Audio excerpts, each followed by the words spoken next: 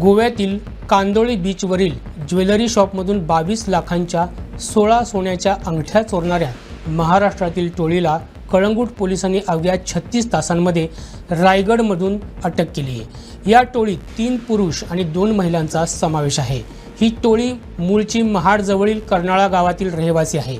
या टोळीवर यापूर्वी उत्तराखंड आणि उत्तर प्रदेशमधील लखनौ इथल्या चोरीच्या प्रकरणात अटक करण्यात आली होती। कोण आहेत ही मंडळी आणि नेमकं त्यांनी काय केले गोव्यामध्ये, पाहूया सविस्तर वृत्तांत।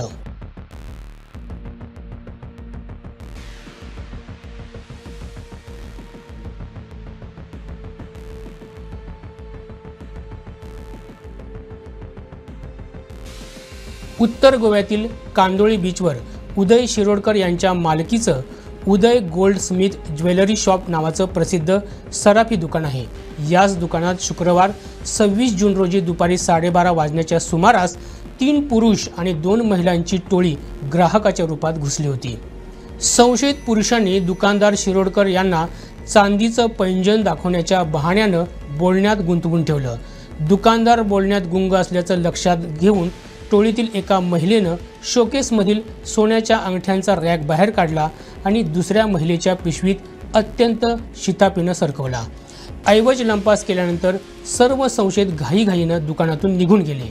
काही वेळानं रॅक गायब असल्याचं मालकाच्या लक्षात आलं।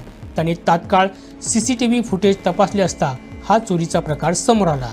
या टोळीनं तब्बल 22 लाख रुपयांच्या 16 सोन्याच्या अंगठ्या लंपास केल्या होत्या। घटनेनंतर शिरोडकर यांनी तात्काळ कळंगूट पोलीस ठाण्यात रीतसर तक्रार दाखल केली। पोलिसांनी CCTV फुटेजच्या आधारे लगेच तपासाला गती दिली। तेव्हा हे सर्व संशयित रायगड जिल्ह्यातील महाडच्या कर्नाळा गावाचे रहिवासी असल्याचं त्यांना लक्षात आलं। त्यानुसार रायगड पोलिसांना सतर्क करण्यात आलं। त्यांनी टोळीचा माग काढला असता ते रायगडमधील एका हॉटेलमध्ये लपून बसल्याचं समजलं। रायगड पोलिसांनी लगेच सापळा रचला आणि सर्व संशयितांना ताब्यात घेतलं।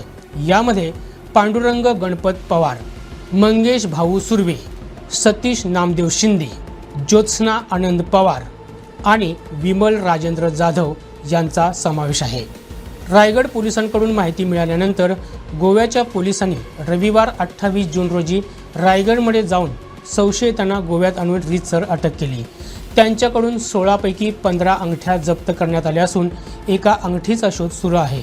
या टोळीवर यापूर्वी उत्तराखंड आणि उत्तर प्रदेशमधील लखनौ इथं देखील चोरीचे गुन्हे नोंद असून त्यांना तिथं देखील अटक झाली होती। गोव्यासह महाराष्ट्रातील अशाच महत्त्वपूर्ण घडामोडी जाणून घेण्यासाठी आमच्या प्रुडंट मराठी YouTube चॅनलला सबस्क्राईब करा।